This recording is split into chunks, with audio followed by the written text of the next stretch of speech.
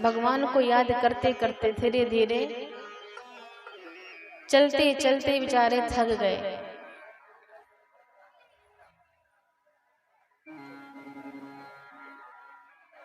एक जगह एक वृक्ष के नीचे विश्राम करने के लिए लेट गए। लेटे तो आंख लग गई और मेरे प्रभु का तो सिद्धांत है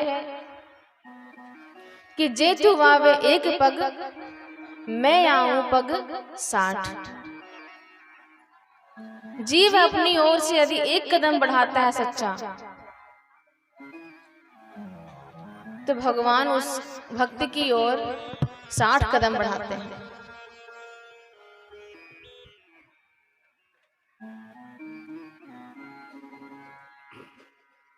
और दूसरा सिद्धांत ये भी है कि जे तू करो काठ सो, तो मैं लोहे की लाठ।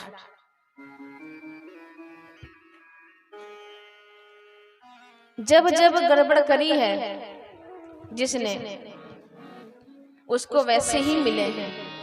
कंस को देखो, रावण को देखो, शिशुपाल को देखो कि जे तू करे काठ सो, तो मैं लोहे की लाठ। और पहले लेकिन क्या कहा कि जे तू आवे एक पग, मैं आऊं पग 60। दोनों बातें हैं। कल भी मैंने कहा था कि हम यही प्रयास करें कि भगवान के कोप का पात्र हम ना बने, प्रेम का ही पात्र बने।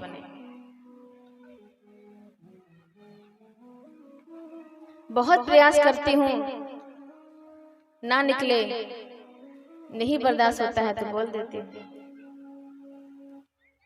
ऐसा नहीं है कि सिर्फ आपको कथा में रस आता है। अगर हमें रस नहीं आएगा कहने में, तो सुनने में आपको एक पल भी नहीं आएगा। एक पल भी आप यहाँ बैठ नहीं सकेंगे। तो सिर्फ आपको डिस्टर्ब नहीं होता है सुनने में, हमें कहने में भी होता है। हम भी चाहते हैं कि कथा भाव से करें, रट कर नहीं। कुछ भी आया आंख बंद किए बोल चले जाएं। इसीलिए बात कर कर के बोलते हैं, समझ के, आपसे पूछ के भी।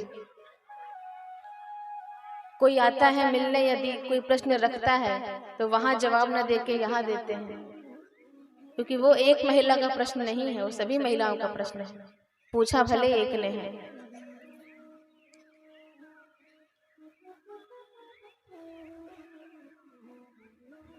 भगवान ने ऐसी माया रची अपनी कृपा से कि वृक्ष के नीचे सोए थे, और जब आंख खुली तो स्वयं को द्वारिका में पाया। बोल दी निबंध भगवान की जय हो। आंख खुली तो चारों ओर ऐश्वर्य ही ऐश्वर्य, बड़े बड़े इमारतें, महल चकरा गए। कहूँ अलग देश में तो ना आ गए, कहाँ सोए थे कहाँ आ गए, सपना तो नहीं देख रहे हैं।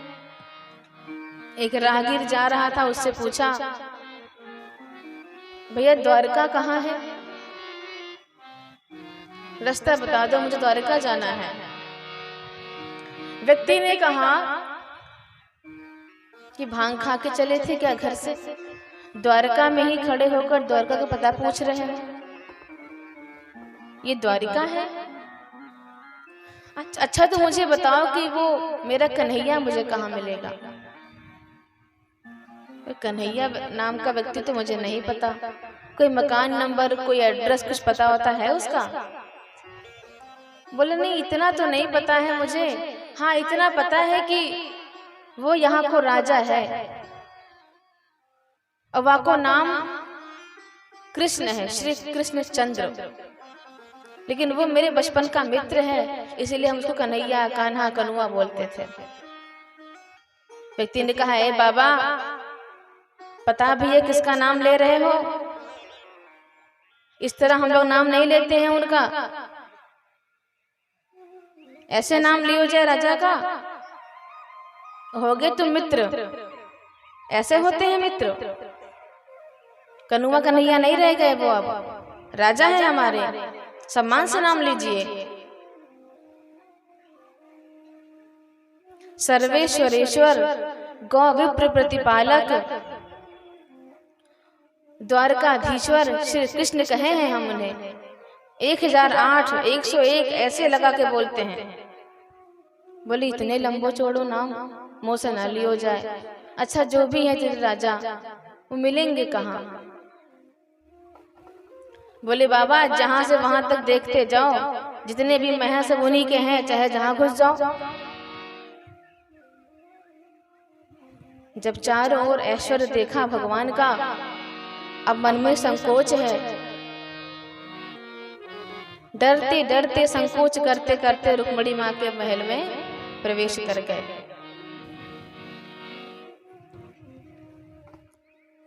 दरबारी ने पूछा, भो विप्र, विप्रदेव आप कहाँ से आए हैं? कौन है और किससे मिलना है? ऊपर से नीचे देखता है, कितना विचित्र है। आप सुदामा जी परिचय अपना क्या देते हैं? कोई घन श्याम से कह दो तुम्हारा यार आया है, तुम्हारा यार आया है।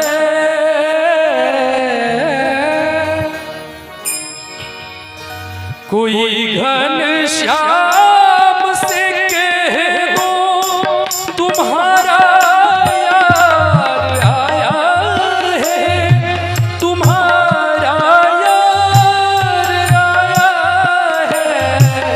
कोई घन श्याम से कह दो तुम्हारा यार आया है, तुम्हारा यार आया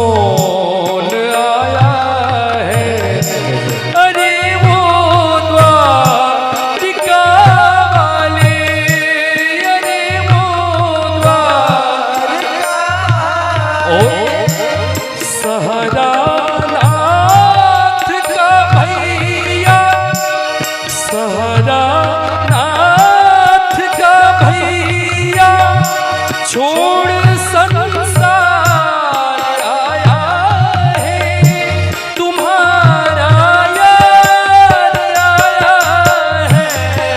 कोई घनश्याम से कह दो, तुम्हारा यार आया है, तुम्हारा यार आया है।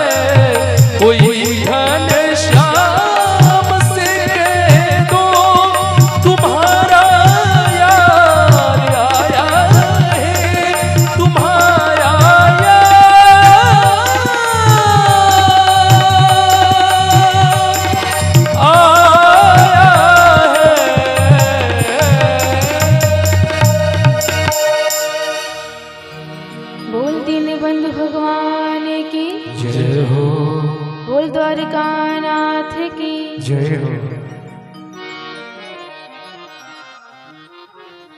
अपने महाराज से जाकर कहो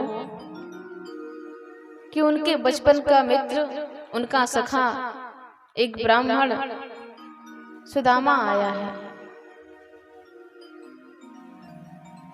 द्वारपाल हैरान हो गया, आप हमारे महाराज के मित्र हैं? बोले हाँ, बचपन के मित्र हैं, जाके बता दो, पहचान लेंगे, याद होगा तो मिल लेंगे, वरना खिसक लेंगे।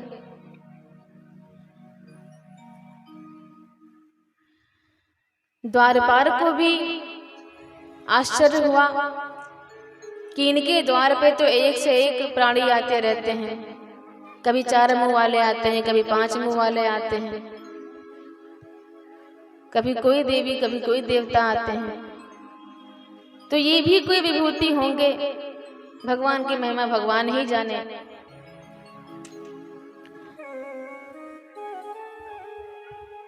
द्वारपाल आते हैं, भगवान श्री कृष्ण को बताते हैं कि इस दास को आपके दरबार में दरबारी करते वर्ष बीत गए, अनेकानेक आपके पास मिलने के लिए आते हैं अतिथि, लेकिन आज जो विभूति पधारी है उनसे हम बहुत हैरान हैं। आज जो आपसे मिलने आया है बहुत ही विचित्र है। द्वारपाल कहते हैं,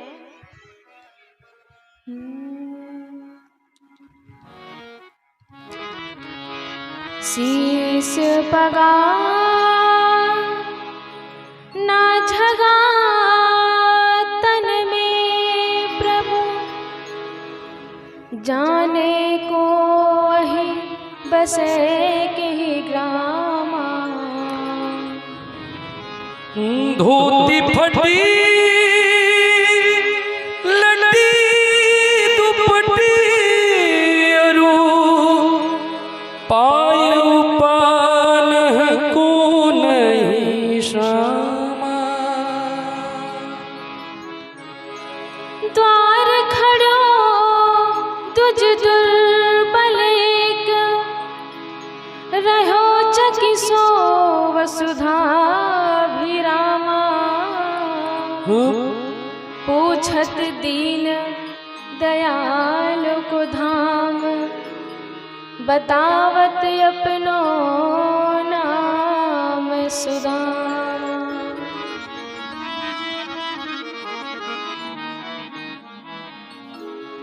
जो ही दरबारी के मुख से सुदामा जी का नाम सुनते हैं, सिंहासन से उठ जाते हैं, भूल जाते हैं कि मैं एक राजा हूं।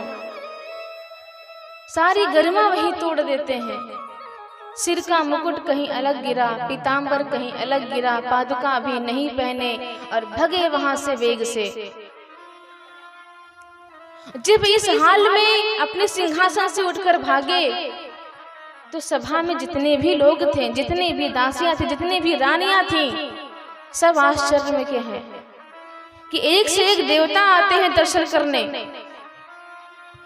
ब्रह्मा भी आते हैं, शंकर भी आते हैं, लेकिन कभी किसी के लिए इस तरह भाग कर नहीं गए। हमें सावधान होना चाहिए, कोई महान विभूति आज पधारी होगी कि हमारे महाराज इस तरह भागे हैं अपने सिंहासन से। सभी आपस में बात कर रहे हैं, कौन आया होगा, कौन आया होगा। रुक्मिणी माँ भी सोचती है कि मेरे प्रभु कभी इस तरह तो किसी को लेने के लिए नहीं भागे।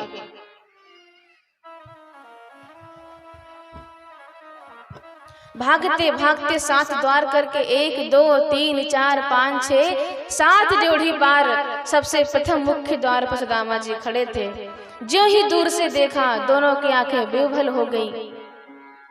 इतना आंसू भर जा रहा है आंख में कि एक दूसरे का दर्शन ठीक से नहीं कर पा रहे हैं। पास में आते हैं, बिना देर किए अपने मित्र को कंठ से लगा लेते हैं, गले से लगा लेते हैं। दोनों कंठावरुद्ध हैं, दोनों बोल नहीं पा रहे हैं। सबसे बड़ा आश्चर्य तो तब हुआ जब हाथ पकड़ करके महल के भीतर लाए।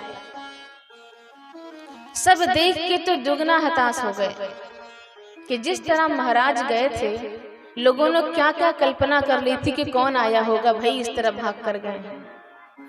और जब हाथ पकड़ के ला रहे हैं,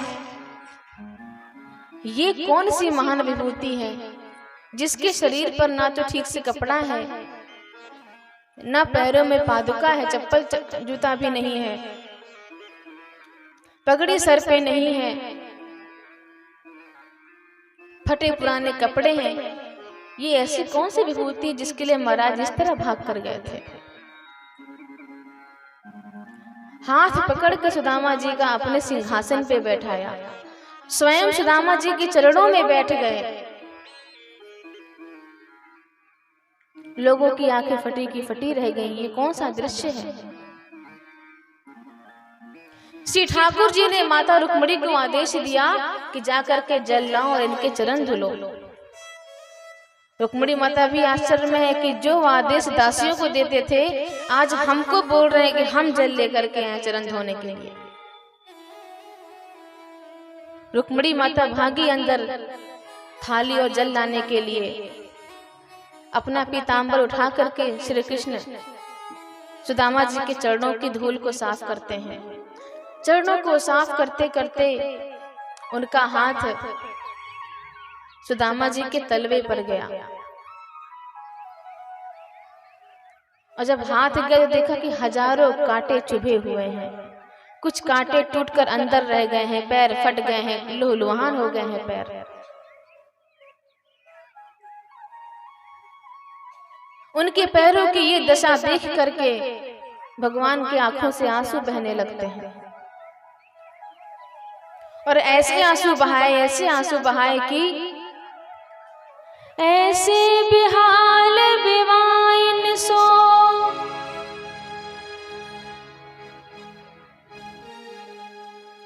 पग कंटक जाल लगे पुनि जोए। हाय महादुख पायो सखा तुम आए तेना किते दिन सोए।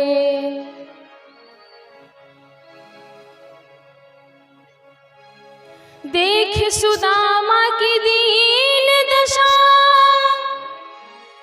करुणा करके करुणा निधि रोए। पानी परात को हाथ छुयो नहीं, नैनन के जल से पग धोए।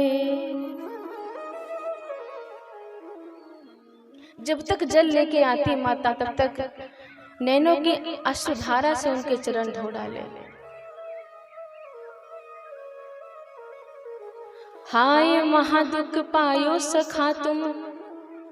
इतने दुख में था लेकिन फिर भी इसने कभी कोई मांग नहीं की परमात्मा से। कृष्ण को तो सब पता था ना।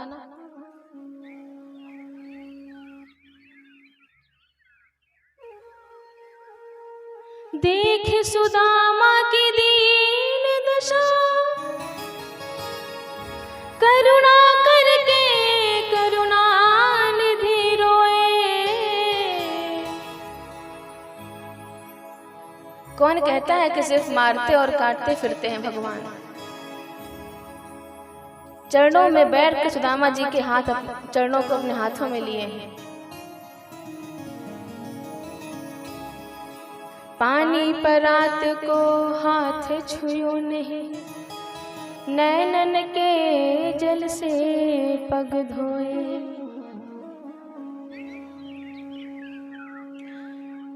सुखदेव जी कहते हैं, परीक्षित, जब रुक्मिणी माता ने अपने पति जो जगत पिता हैं सुदामा जी के चरणों में बैठे हुए देखे तो कहा कि इस विभूति ने अपने जीवन में कौन से पुण्य किए हैं, कौन से कर्म किए हैं, जो मेरे प्राण प्रिय इसके चरणों में बैठे हुए हैं, अपने सिंहासन पे लाके बिठा दिया है, दासियों की तरह मुझे आदेश दे रहे हैं कि इनके लिए जल लेकर के आओ।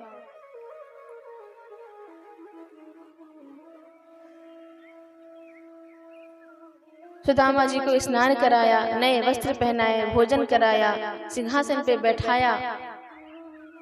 और सिंहासन कौन सा? जहां खुद विश्राम करते थे अपने अंतःपुर में, वहां विश्राम कराया। अब विश्राम करा के चरणों के पास बैठकर स्वयं चरण दबाने लगे। जब रुक्मिणी माता देखती है कि मेरे प्रभु इतनी सेवा कर रहे हैं तो मैं क्यों पीछे रहूं, प्रश्न नहीं करती है कि कौन है और क्यों। पंखा लेकर के आती सुदामा जी को झलने लगती हैं। सुखदेव जी ने कहा, परीक्षित करो दर्शन। कौन कहेगा सुदामा दरिद्र है, जिसके सिरहाने स्वयं माँ लक्ष्मी खड़ी होकर के पंखा झलती है, जिसके चरणों में बैठकर लक्ष्मी जी के पति चरण दबाते हैं, उससे बड़ा धनी इस संसार में कौन होगा।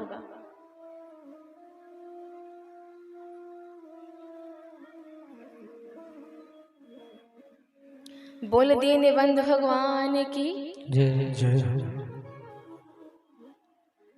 प्रभु को लगा इतनी देर हो गई है, कुछ बोल नहीं रहा है, संकोच कर रहा है। प्रभु ने खुद से ही बात चला दी कि मित्रवर, इतने वर्षों बाद मिले, अभी तक कहाँ थे, अभी तक क्यों नहीं याद किया। बचपन से ही तू बैरागी की बात करता था, कहीं बैरागी तो नहीं बन गया? विवाह हुआ है कि नहीं हुआ है तेरा? सुदामा जी इस बात पर मुस्कुरा पड़े। बोले, हाँ हाँ कन्हैया, विवाह तो किया है ना, तेरी भाभी भी है, सुशीला नाम है उसका, उसी ने भेजा है मुझे तेरे पास। कन्हैया ने कहा, अकेले अकेले विवाह कर लिया, मुझे पूछा भी नहीं। सुदामा जी ने कहा, तुम बताओ तुमने विवाह किया कि नहीं? कन्हैया ने कहा, हम तो इकट्ठे बाद में बताएंगे, बड़ी लंबी कहानी है, तुम बताओ। भाभी जी ने भेजा है तब तुम मिलने आए हो, वरना खुद से तो तुम आते नहीं। और विवाह किया, मुझे बुलाया भी नहीं। सुदामा जी कहते हैं, काहे हंसी करे कन्हैया, अरे तो को बुलाना छोटी बात है का? तू इतनो बड़ो राजा, कैसे बुलाते, कहाँ सुलाते, क्या खिलाते? कन्हैया ने कहा, अच्छा चल ठीक है, कोई बात नहीं। तुझे यदि भाभी जी ने भेजा है तो मेरे लिए कोई भेंट भी भेजा होगा।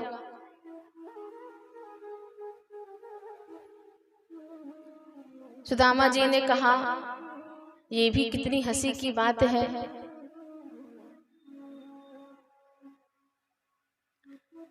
जिसके इतने बड़े बड़े महल हों, लाखों दास दासियां हों, उसको हम क्या दे पाएंगे? उसने कहा, बस मिल आओ, तो मैं उसकी बात मान के तुझसे मिलने चला आया। मुझे तो ये भी नहीं पता था कि तुझे मेरा नाम भी याद होगा कि नहीं। तूने भले मुझे पहचान लिया। भगवान बोले, देखो मित्र, ऐसी बात करना अच्छी बात नहीं है। गुरुकुल की बात अलग थी। तुम्हें गुरुकुल की बातें तो याद है ना? तेरी बचपन की आदत अभी तक गई नहीं मजाक करने की। सुदामा जी ने कहा, मुझे गुरुकुल की एक एक बात याद है। अच्छा तो एक बात बता, भाभी जी ने सच में कुछ नहीं दिया है मेरे लिए भेंट? सुदामा जी कहते हैं तू बार बार भाभी जी पे अटक जावे, कछु आगे तो बात कर। अच्छा ठीक है, वो जो तूने चने खाए थे छुपाकर वो याद है? बोले हाँ सब याद है। तो अब बता, भाभी ने कछु ना दियो मुको, तो फिर भाभी पे अटक गयो? मैंने कहा ना कछु ना दियो।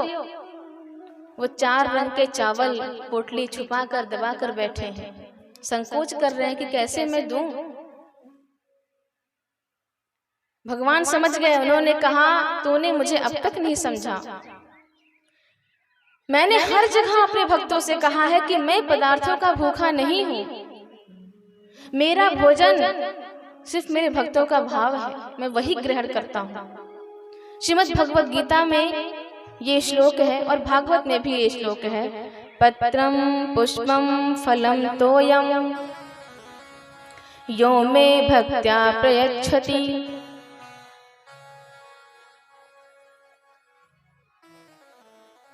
पुष्पम फलम तोयम और पुष्पम जलम, मतलब चारों का नाम एक वचन में लिया है। फल, पत्ता, जल और फूल, बहुवचन का प्रयोग नहीं किया है और किसी का नाम नहीं दिया है। पत्रम मतलब पत्ता। शास्त्रों के अनुसार भले हम सुनते हैं कि विष्णु भगवान के प्रसाद में तुलसी का भोग लगे, तुलसी का पत्र अर्पित करें, बहुत प्रिय है, या शंकर जी के लिए कहा जाता है कि बेल पत्र का अर्पण करें, लेकिन यहाँ सिर्फ पत्रम बोला है, एक वचन पत्र, नाम कोई नहीं है। तुलसी पत्ता ना मिले तो भक्त को कष्ट ना होने पाए अर्पण करने में, कोई भी पत्ता। पुष्पम कोई भी फूल हो। फलम यदि श्रद्धा हो तो, और अगर कुछ भी नहीं है तो तोयम अर्थात पानी, जल। जो भाव से मिले मैं वही ग्रहण कर लेता हूं।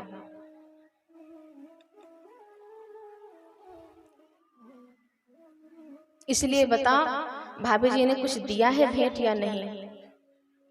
बोले नहीं नहीं, मैं सौगंध खाता हूँ, ऐसा कुछ भी नहीं, कुछ नहीं दिया है, मैं बस मिलने के लिए आया हूँ, तुझे देख लिया, तूने मुझे पहचान लिया, इतना स्वागत सत्कार किया, मैं बहुत प्रसन्न हूँ। अच्छा ठीक है, तू जब से आया है मैंने एक बात देखी, तू अपना बायां हाथ अपने ऐसे चिपका के क्यों रखा हुआ है, कोई तकलीफ है क्या? नहीं, सुदामा जी ने कहा है इतनी दूर से चल चल के आ रहा हूँ ना, वो शरीर अकड़ गया है, थोड़ा तकलीफ है। कन्हैया बोले धर तेरे की तकलीफ तेरी बाह में है, और तब से मैं चरणों में सेवा दिए जा रहा हूँ, आज तेरी बाह खींच के मैं भी ठीक कर किए देता हूँ। अब सुदामा जी बचने का प्रयास कर रहे हैं, कन्हैया को पता है पोटली कहाँ है। छीना झपटी में करते करते जैसे ही बाह खींचा, पोटली गिरी, भगवान ने हाथ में लिया और पोटली खोलते हैं, पोटली का दर्शन करते हैं।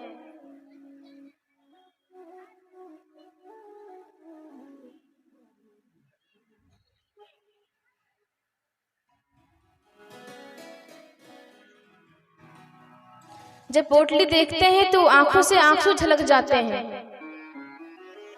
4 घर से मांगा हुआ 4 रंग के चावल, उसको देखकर सब समझ जाते हैं दशा।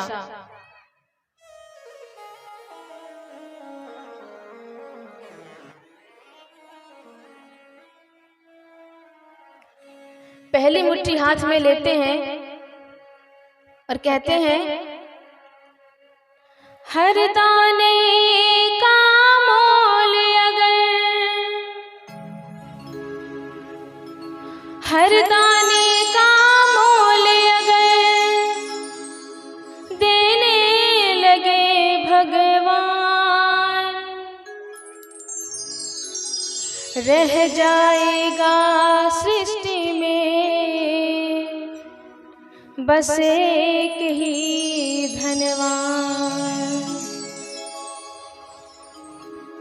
प्रेम के तंदुल, प्रेम के भूखे, प्रेम के भाव से खाने लगे हैं।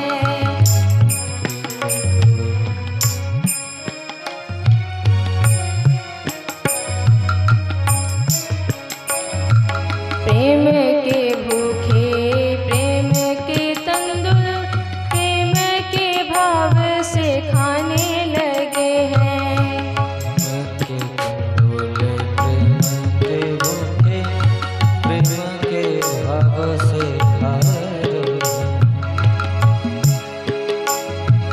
तंदुल के दानों में देने का दिन या दरिद्र चबाने लगे हैं। चबाने लगे हैं दिन या दरिद्र चबाने लगे हैं। सबने देखा होगा दृश्य ना, तो जब पंक्ति सुनिए तो दृश्य को देखने का प्रयास करिए। प्रेम के भूखे प्रेम के तंदुल प्रेम के भाव से खाने लगे हैं। प्रेम के भाव से खाने लगे हैं। प्रेम के भाव से खाने लगे। तंदुल के दानों में देने का दिन या दरिद्र चबाने लगे हैं। दिन या दरिद्र चबाने लगे हैं। दिन या दरिद्र चबाने लगे। एक एक मुट्ठी में एक लोक, एक मुट्ठी में एक एक मुट्ठी में एक लोक सुदामा के भाग्य में जाने लगे हैं। त्रिभुवन पति की देख उदारता तीनों भुवन थर्राने लगे हैं। तीनों भुवन थर्राने लगे हैं। तीनों भुवन थर्राने लगे हैं। सभी देवताओं के मन में दहशत हो गया, अगर इन्होंने सब खा लिया तो हम सब लुट जाएंगे। लेकिन जब पहली मुट्ठी उठाई, पहली मुट्ठी लेते ही प्रभु, पहली मुट्ठी लेते ही प्रभु ने स्वर्ग सुदामा के नाम किया है। स्वर्ग सुदामा के नाम किया है। स्वर्ग सुदामा के नाम किया है। जब नहीं था तो नहीं था, और कभी सुदामा जी ने मांग भी नहीं की, कभी शिकायत भी नहीं की। इन्होंने खुद जाकर संदेश दिया सुशीला को, खुद बुलवाया, और आज दे भी रहे हैं। स्वयं तो किस तरह दे रहे हैं। ओ पहली मुट्ठी लेते ही प्रभु ने स्वर्ग सुदामा के नाम किया है। स्वर्ग सुदामा के नाम किया है। स्वर्ग सुदामा के नाम किया है। दूसरी मुट्ठी में पृथ्वी लोक का वैभव विप्र को सौंप दिया है। वैभव विप्र को सौंप दिया है। वैभव विप्र को सौंप दिया है। पहली मुट्ठी में स्वर्ग लोक दे दिया, दूसरी मुट्ठी खाई तो पृथ्वी लोक दे दिया। सबसे गजब तो तब हुआ, तीसरी मुट्ठी में देने लगे जो, तीसरी मुट्ठी में देने लगे जो। तीसरी मुट्ठी में देने लगे जो, वैकुंठ तो लक्ष्मी ने रोक लिया है। माँ लक्ष्मी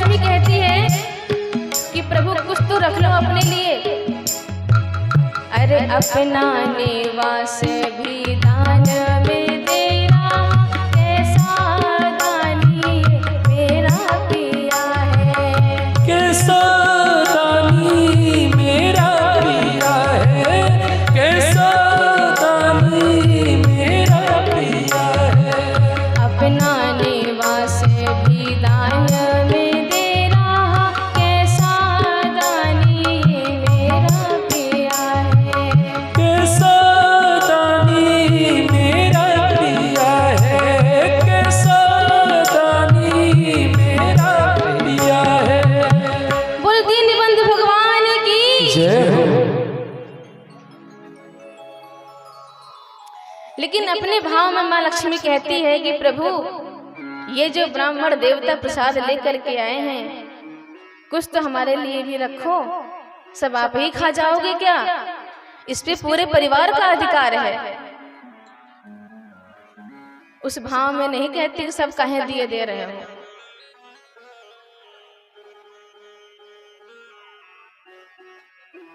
ऐसे दानी हैं मेरे प्रभु, जब देने पे आ जाते हैं, अपने लिए भी कुछ नहीं रखा, सोचा तक नहीं।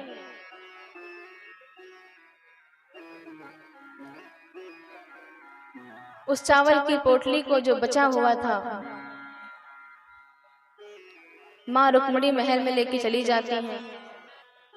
एकांत पाकर सुदामा जी और भगवान श्री कृष्ण आपस में बात करते हैं। कृष्ण कहते हैं, क्या बताऊं मित्र, मेरा मन तो तृप्त हो गया। इतने भाव भरे प्रसाद तो मैंने कभी नहीं खाए।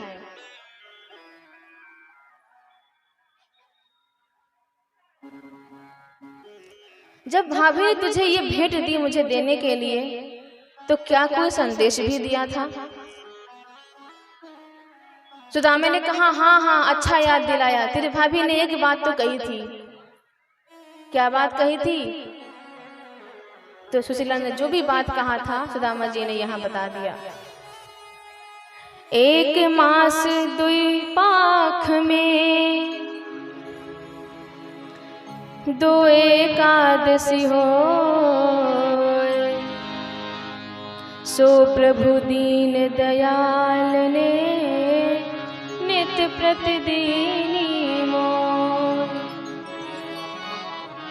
इन दो लाइनों में सारा अपना दरिद्री दिखा दिया कि आपके जो भक्त हैं, एक महीने में दो एकादशी करते हैं, मतलब भूखे रहते हैं, व्रत रहते हैं।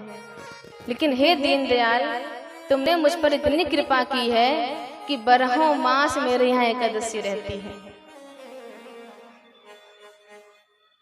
कृपा का भाव भी प्रकट कर दिया और अपना हाल भी बता दिया। संदेश बिल्कुल स्पष्ट था। ये भाव सुनकर भगवान श्री कृष्ण के भी आंखों से भाव बहने लगे। जब आंसू देखा सुदामा ने, तो कहा, मेरा मित्र मेरी बातों को सुनकर मेरे हाल पर परेशान हो रहा है, और जो मित्र किसी को परेशानी दे वो मित्र ही कैसा। मित्र तो वो होता है जिसको अपना दुख कड़ के समान लगे, लेकिन अपने मित्र का दुख पहाड़ की तरह लगे। मानस में भी है कि निज दुख गिर सम रज कर जाना, और मित्रक दुख रज मेरु समाना। अपना दुख जो है पहाड़ भी हो तो भी कड़ समझना चाहिए, लेकिन मित्र का जो दुख है अगर रज के समान भी है तो मेरु के समान समझना चाहिए। सो मेरु पर्वत मतलब संसार का सबसे विशाल पर्वत है। जे न मित्र दुख हो ही दुखारी, तिन ही बिलोकत पातक भारी। जो अपने मित्र के दुख में दुखी नहीं होता वो सच्चा मित्र नहीं होता, वो पाप का भागी होता है। ठाकुर जी ने इस समय उसका कोई जवाब नहीं दिया, यहाँ पर उसका कोई प्रत्युत्तर भी नहीं दिया। लेकिन जो करना था वो वहां चमत्कार कर दिया। चमत्कार क्या किया? होनी थी सो होय गई, अरे होनी थी सो होय गई, फिर नहीं ऐसी होय। अरे भाभी तेरे भवन में नित एकादशी होय। बोले दीनबंधु भगवान की जय हो। एकादशी की बात जब व्रत तोड़ते हैं द्वादशी को तो थाली भर के दान भी करते हैं और 2 दिन का पूरा खाली पेट भी खूब भरते हैं। तो भाभी तेरे भवन में नित्य एकादशी हुए, अब कभी कमी नहीं पड़ेगी, खूब खाओ और खूब बांटो। लेकिन यहाँ चमत्कार या यहाँ कोई बात क्यों नहीं कही, कोई प्रत्युत्तर क्यों नहीं दिया? अगर यहाँ कोई तुरंत जवाब देता हूं तो मेरे मित्र को कहीं ये अनुभव ना हो जाए कि मैं उस पर उपकार कर रहा हूं, स्वयं को मेरे उपकार के तले दबा हुआ ना समझे। इसीलिए यहाँ कोई उत्तर नहीं दिया, जो करना था वहां कर दिया। सुदामा जी ने कहा, कन्हैया अब तो बता दे तेरो ब्याह भयो कि नाय? बोले हाँ हाँ बताएं क्या, सीधे मिलवा ही देते हैं। रुक्मणी जी को बुलाया, कहा जाओ सबसे कह दो कि ब्राह्मण देवता आए हैं, बड़े सिद्ध हैं, सभी आके इनका आशीर्वाद ले ले। रुक्मणी माता पहली पत्नी है, पहले आके प्रणाम करती हैं, भगवान नमो नारायण। सुदामा जी ने कहा कौन है? बोले भैया जो पूछ रहे थे वही हैं, हमारी धर्म पत्नी। अच्छा अच्छा ब्याह कर रखो है, सौभाग्यवती भव पुत्रवती भव। बहुत सारा आशीर्वाद दिया। पीछे से कालिंदी भी आती है, भगवान नमो नारायण कैसे आए? सुदामा जी ने कहा भैया ये कौन है? बोले ये भी वही है। अच्छा 2 विवाह कर रखो है, तेरे तो ठाट है कन्हैया, बढ़िया है बढ़िया है। खूब सारा आशीर्वाद दिया, सौभाग्यवती भव पुत्रवती भव पति प्रिया भव। सत्यभामा भी आती है, प्रणाम करती है, महाराज नमो नारायण। ये कौन है कन्हैया? अब सुदामा बार बार पूछ मत, मुझे शर्म आवे। यहाँ समय जा जो पैर छुए तेरे सबको आशीर्वाद दे तो जैसा। कितना विवाह कर रखो है तेने? 3 हो गई, चौथी, 5वीं, 6वीं, 10, 50। उन्हें लगा चलो 10, 12 होंगी, 20, 25 होंगी, 50, 100, 1000 क्रॉस कर गए। इनका आशीर्वाद दे दे के हाथ थक गए। अब जो 3 आशीर्वाद दे रहे थे पुत्रवती भव में खाली भव भव भव आ रहा है। अरे 10,000 पार हो गए, 15,000 पार कन्हैया कितना कर लिया तूने? अब भव भी मुंह से नहीं निकल रहा है। जो पैर छुए थे हाँ हाँ हाँ ठीक हाँ ठीक। कन्हैया मुझ पे दया कर। अब सच सच बता पूरी संख्या कितनी है? बोले भैया अभी तो आधो नहीं भाई, 5,000 में। बोले 16,108 ये है मेरे ठाठ। लोगों से एक संभलती नहीं है, मैं इतनी संभाल रहा हूं बैठ के। सुदामा जी ने कहा भैया देख मुझ पर रहम कर, ये सब तेरी पत्नियां हैं, तेरी अर्धांगिनी हैं और तू इन सबका अर्धांग है। अगर इन सब के बदले तू ही मेरे चरण छू ले, आशीर्वाद ले ले, वरना मेरा हाथ गला सब बैठ गया है आशीर्वाद दे देते। कन्हैया ने कहा अब तूने मेरे घर में झगड़ा करवाया। जितनों ने पैर छू लिया है और आशीर्वाद ले लिया है वो तो ठीक है, लेकिन जिन्होंने आशीर्वाद नहीं लिया है, पैर नहीं छुआ है, वो झगड़ा करेंगे मुझसे कि हमसे नहीं मिलवाया। तू मुझसे मिलने आया कि मेरा घर तोड़ने के लिए आया है? आशीर्वाद तो देना ही पड़ेगा सबको, दूसरा कोई रास्ता नहीं है। वो रास्ता है ना, तो इन सब का अर्धांग है, इन सब के नाम पर तू ही मेरा पैर छू ले और मुझे छुट्टी दे।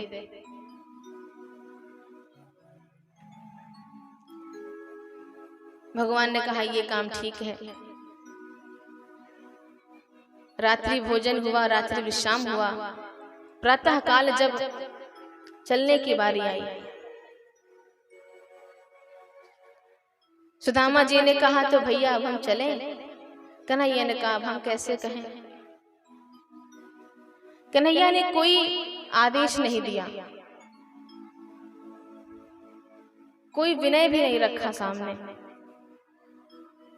कहा कन्हैया ने मन में कि मैं राजा हूं, अगर मैं इनको रोकता हूं तो कहीं ये राजा का आदेश तो समझ बैठे और व्यवस्था पूर्ण इनको रुकना पड़ जाए,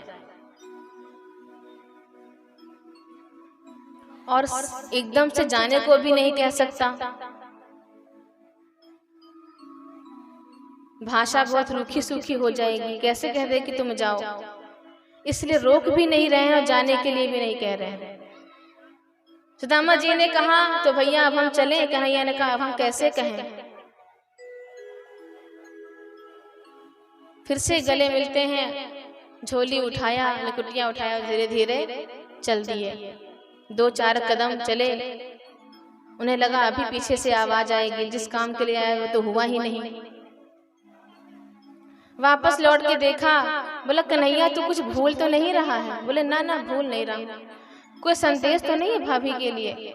बोले हाँ हाँ संदेश है, भाभी से मिलना तो बोलना कि मैंने उनको राम राम कही है। सुदामा ने कहा ये राम राम कहने के लिए रोका था, ये तो मैं वैसे भी बोल देता, कुछ और नहीं कहना है। और क्या कहना है? हाँ उनसे कहना कि अगली बार तू आना तो भाभी को साथ में लेके आना। सुदामा जी समझ गए कि अब मेरी पूरी विदाई हो चुकी है। धन ना देने का एक कारण और, कि जब किसी के पास कुछ भी नहीं होता है, निर्धन को एक साथ बहुत सारा धन मिल जाए तो वो मद में डूब जाता है।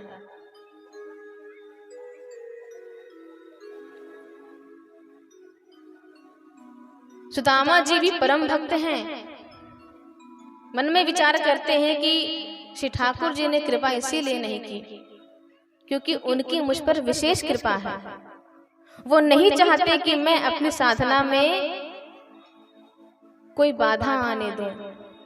अगर मैं धनी हो जाऊंगा, संपन्न हो जाऊंगा, तो शायद मैं इतनी पूजा पाठ ना कर पाऊं, शायद मैं इतनी भक्ति ना कर पाऊं।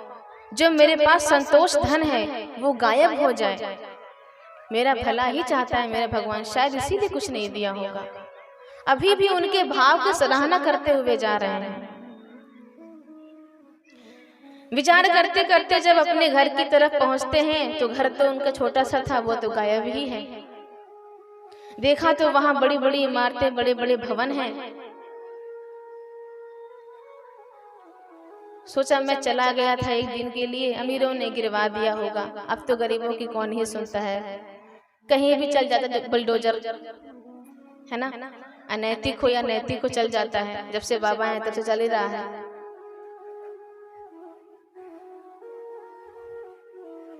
कुछ नहीं बोला, लेकिन सोचा कि घर चला गया, मेरी पत्नी कहाँ चली गई सुशीला।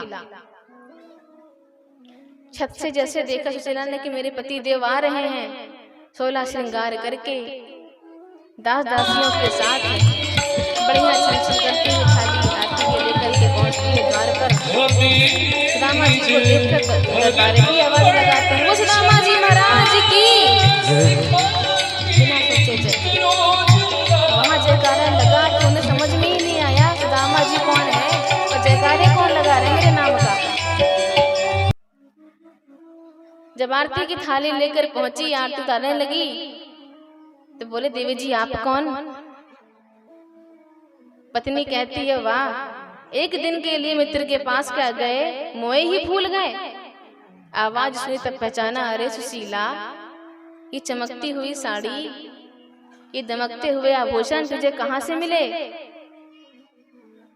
क्यों, तुम्हें कृष्ण ने कुछ बताया नहीं?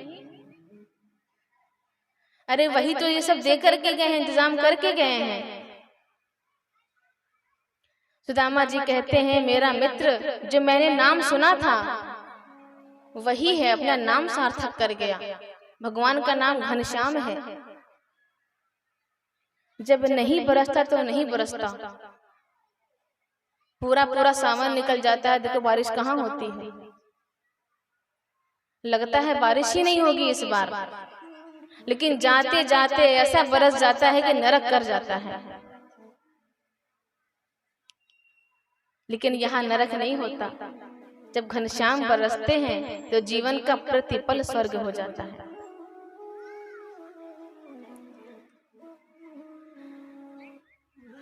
सारी कृपा भी कर दी, अपने बराबर ऐश्वर्य प्रदान कर दिया। मुझ में और मेरे मित्र में अब कोई अंतर नहीं, और उपकार भी नहीं दर्शाया कि मैंने कुछ किया है। हम तो जरा सा एक सेब भी किसी को देते हैं तो फोटो खिंचवा के सोशल मीडिया पे कहाँ कहाँ, जितने का सेब नहीं उतने हजार लोग तो सराहना कर देते हैं, बहुत बढ़िया भैया, शुभकामनाएं भैया।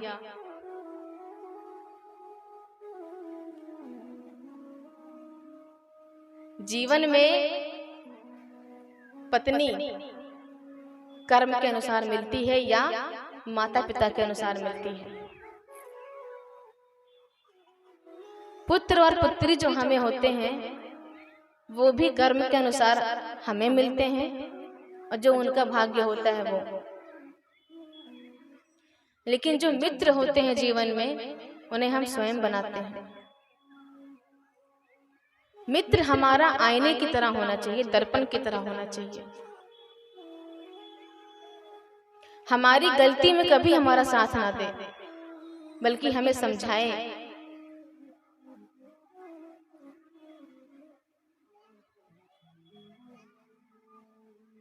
ये नहीं कि 2 पल की खुशी के लिए हमें शराबी बना दे, हमारा पतन कर दे। जीवन में संगत का बहुत बड़ा महत्व है। पिछली कथाओं में मैंने बहुत चर्चाएं करी हैं इस पर कि संगत अच्छी होनी चाहिए। संगत की रंगत हमारे जीवन पे आ ही जाती है। जैसा हम संग करेंगे वैसा हमारे जीवन का रंग होगा। मित्र हमारे हमेशा अच्छे होने चाहिए। जब किसी पिता को अपनी पुत्री के लिए वर ढूंढना हो तो रुपए पैसे के अलावा यदि आपको ये जानना है कि उस लड़के का चरित्र कैसा है, तो आप उसके मित्रों से मिलिए। जिन मित्रों की संगत में वो रहता होगा, जैसे उसके मित्र होंगे वैसे ही उस लड़के का चरित्र होगा।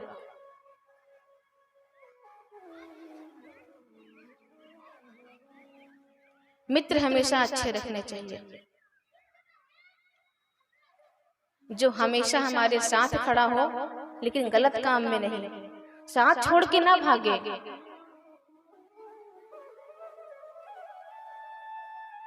लेकिन हमें गलत रास्ता अपनाने पर मजबूर भी ना करे। एक दिन पी लो क्या जाता है, एक दिन फूंक लो क्या जाता है, सब कुछ चला जाता है उसी दिन। एक भी मित्र ना हो चलेगा, 1000 नहीं बनाना है, कोई एक हो पर अच्छा हो, दर्पण की तरह एकदम साफ हो। जब हम उसके सामने खड़े हों तो जो हम हैं वही दिखाई पड़े। जैसे हम हैं वो सच बोले हमारी तरफ। आजकल ऐसे मित्र मिलना भी बहुत मुश्किल है।